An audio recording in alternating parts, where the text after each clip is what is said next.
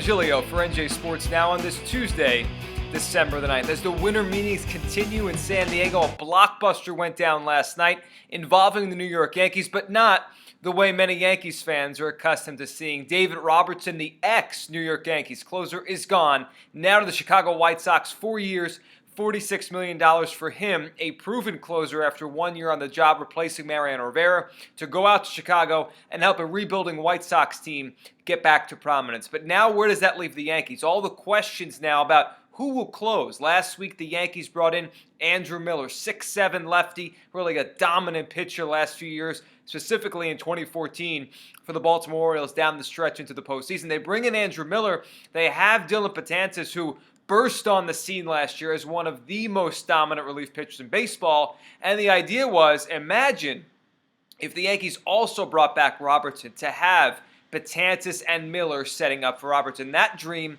has now been dashed. Where do the Yankees go for a closer? And really, more specifically, which of Betances or Miller gets that ninth inning job, and who will be the eighth inning man? That will be the question Yankees fans will have, and that will be the question the Yankees take with them to spring training. I think they shouldn't go with either as the closer of this team. And I'm not saying they should go out and get another closer to replace Robertson. I think the Yankees have a rare opportunity here with two tremendous and very versatile arms in Betances, the righty, and Miller, the lefty. Both former starters. Both, you look at their numbers from last year, able to pitch more than one inning at a time, and they're dominant. They're strikeout artists. They come in and they blow hitters away.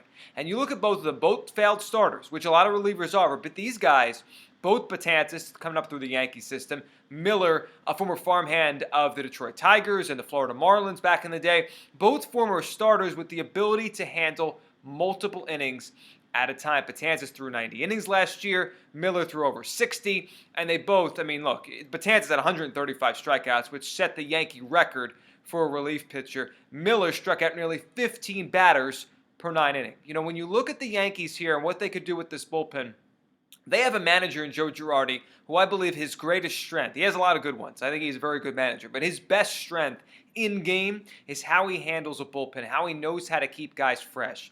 And I've long thought, and a lot of baseball folks, fans have really long thought that, why have to go with the traditional closer? Why have to make one guy the eighth inning guy or seventh inning guy?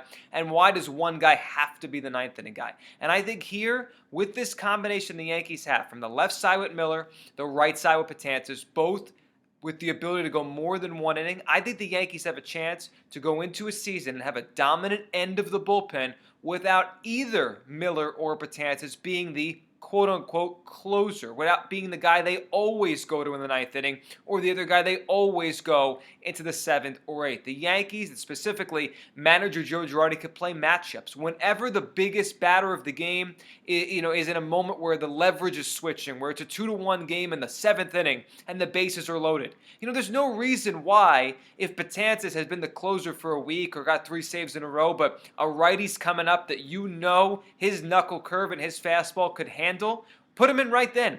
Get the outs, get out of the game. Miller then, the next reliever, would finish it. The Yankees here could do something that teams and really baseball fans have talked about for a while, but no team I really feel has had the courage to do it, has had the ability to go out there and say, we're not going to name the closer. We're going to use our best relievers in the biggest spots during the game, and then later on we'll mix and we'll match our way through the eighth and possibly the ninth inning. The Yankees have two guys here without David Robertson, with him now gone to Chicago, that neither are truly closers in the sense that they've done it before. Can they both close? I'm sure they can. They're both dominant pitchers. Can they both be an eighth inning man, a ninth inning man? And does it really matter if they do choose which one is in what spot for the beginning of the 2014 season? It doesn't matter.